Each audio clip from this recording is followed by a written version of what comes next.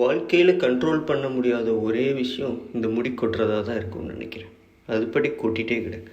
சரி, அதை விடுங்க. இன்றைக்கி நம்ம நாள் ரொம்பவே பிஸியாக போச்சு.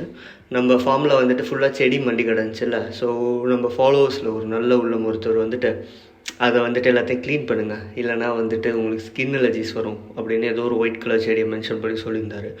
சரி, நம்ம ஏன் விடுவானே அப்படின்னு ஃபுல்லாக க்ளீன் பண்ணிடலாம் அப்படின்னு இன்றைக்கி ஒரு ஆள் வச்சு சூப்பராக க்ளீன் பண்ணியாச்சு. பாருங்கள், இன்றைக்கி க்ளீன் பண்ண சொல்ல நம்ம கோழிகளுக்கெல்லாம் ஃபுல்லாக வேட்டை.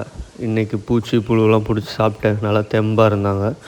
இவர் தான் நம்ம இடத்த க்ளீன் பண்ணி கொடுத்தாரு. இங்கே பக்கத்தில் தான் இருக்கார். பருத்திப்பட்டு ஆவடி சரௌண்டிங்கில் யாருக்காச்சும் க்ளீனிங் ஒர்க்குக்கு ஆள் வேணும்னா கேளுங்க, சூப்பராக பண்ணி கொடுத்துருவாரு.